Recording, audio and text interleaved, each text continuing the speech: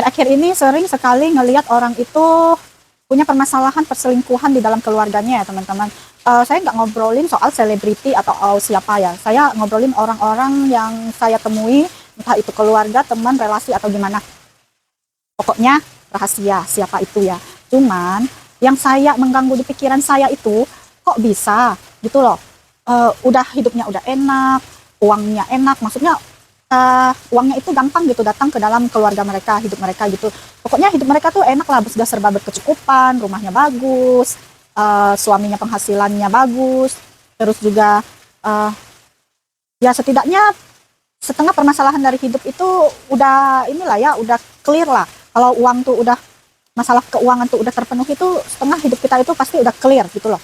Nah, tetapi yang jadi permasalahan itu pria setelah dia punya uang yang banyak, setelah dia merasa hidupnya sudah berkecukupan, terus dia sukses, dia merasa dirinya itu sudah sukses gitu, terus diidam-idamkan banyak wanita. Nah, mulailah terjadilah perselingkuhan ini. Nah, terjadi perselingkuhan dan diketahui oleh istri tua. Perselingkuhan ini kan lambat laun namanya selingkuh ya, pasti awalnya itu dilakukan di belakang, maksudnya itu rahasia ya. Jadi secret gitu, dilakukan secara sembunyi-sembunyi, nggak terang-terangan kan di depan mata istrinya. Nah, tapi kan namanya barang busuk itu lambat laun juga bakalan kecium baunya. Akhirnya setelah kecium, nah istrinya tahu. Jadi istrinya tahu, mungkin sering terjadi pertengkaran, keuangan suaminya mungkin juga keuangannya itu sudah terbagi sana sini, mana untuk bisnis, mana untuk selingkuhannya, mana untuk istri tuanya itu belum lagi mana untuk anaknya sekolah. Ya pusing kan kepalanya. Nah, akhirnya mungkin istri tuanya itu sudah tidak sanggup lagi untuk hidup bersama suaminya.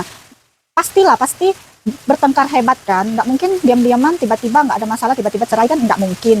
Nah, kalau sudah tidak ada kompromi lagi antara suami sama istri, pastilah disitulah sudah terpisah. Nah, akhirnya istri tuanya mungkin sudah memisahkan diri dari suaminya. Soal nafkah saya kurang tahu ya. Jadi ini saya menceritakan sebuah keluarga dari orang, saya juga nggak kenal orangnya, cuman saya dengar seliweran gitu. Nah, jadi setelah mereka berpisah, terus suaminya ini menikah dengan selingkuhannya. Nah, selingkuhannya ini menjadi istri keduanya. Akhirnya mereka, istri kedua ini gimana ya, hidupnya glamor, sosialita kan.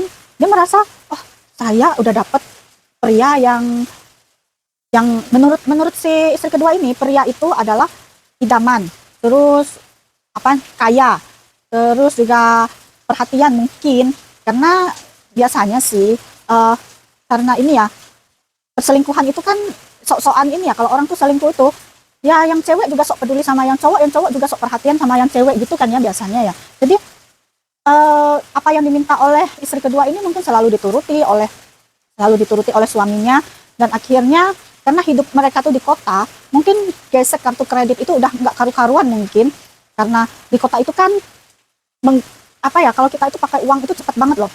Ke mall beli minuman gesek sekali, terus mau belanja apa gesek lagi, akhirnya sampai nggak usah lah udahlah beli yang barang branded kan, memang itu mahal dan menguras banyak uang.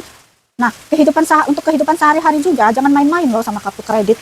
Itu nggak kerasa loh, tahu-tahu bulanannya udah melonjak, tahu-tahu pemasukan kita nggak cukup untuk bayar dari pengeluaran itu. Hidup besar pasak daripada tiang itu udah dari zaman dulu. Jangan hidup besar pasak dari tiang. Nah, itulah pepatahnya kan, itulah peribahasanya, besar pasak dari tiang. Jangan sampai kita itu hidup besar pasak dari tiang, nanti itu taulah besar pasak dari tiang lama-lama juga runtuh. Nah, jadi akhirnya mungkin, dan suaminya ini mungkin stres atau apa, akhirnya dia melampiaskan dirinya ke perjudian, ke wanita. Jadi hancur rumah tangga mereka karena uang sudah nggak cukup. Akhirnya terpaksa dia harus melarikan uang bosnya dia. Nah, akhirnya dia nggak dipercaya lagi dan runtuh kan. Coba kita kalau udah punya penghasilan pasti cukup, udah pokoknya udah enak lah hidup kita tuh, kayaknya nggak usah macam-macam lah teman-teman, nggak ada gunanya juga. Kasihan, kita harus mengasihani diri kita, jangan sampai kita tuh menciptakan masalah besar untuk hidup kita, untuk hidup keluarga kita ya. Hidup kita aja, hidup bernapas ini aja sebenarnya berat loh. Masalah itu kadang itu ya udah ya, kalau yang datang dari eksternal ya, jangan sampai dari internal kita yang membuat masalah gitu. Misalnya kalau kita ya amit-amit ya, misalnya kalau kita berkendara gitu, ya kita pelan-pelan aja kan ya. Kita jalan sesuai marka jalan, sesuai jalurnya kita. Terus kalau kita mau belok apa ya kasih peringatan ke orang belakang, ke orang depan kan ya. Ada sen kanan, ada sen kirinya. Nah, jangan sampai udah tahu jalan itu nikung atau apa, nikung atau jalan jelek terus kita itu kebut-kebutan gitu. Nggak bisa lah, ketemu lubang ya pasti jatuh lah kita kan. Nah, jangan sampai gitu. Maksudnya yang dari eksternal gitu loh. Kalau dari eksternal itu kita udah nggak bisa lah. Jangan sampai dari internalnya kita yang membuat masalah dalam diri kita sendiri. Tuh, kayaknya sayang banget gitu. Keluarga baik-baik yang harusnya bisa hidup enak, bisa kalau orang itu hidup enak ya, dia kan bisa bantu orang di sekitarnya, hidup enak juga. Dia bisa menarik, bisa membuat frekuensi orang di sekitarnya itu juga hidup gitu, terangkat gitu derajatnya kan. Kalau ini malah nggak mengangkat derajat, malah mencemarkan nama baik dia sendiri dengan membawa lari uang bosnya. Benar-benar prihatin saya sama orang seperti itu, nggak nyangka aja gitu. Kalau Tuhan mau berkehendak gitu ya, nggak perlu istri pertamanya. Nah, ada yang bilang itu istri pertama nyumpahin dia.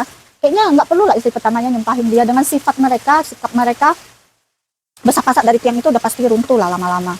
Nggak perlu nunggu lama sih, dalam waktu singkat juga pasti runtuh rumah tangga kayak gitu. Oke ya teman-teman ya, sampai sini aja cerita saya. Kalau kalian mau dengar cerita lainnya boleh kasih komentar yang ada di bawah.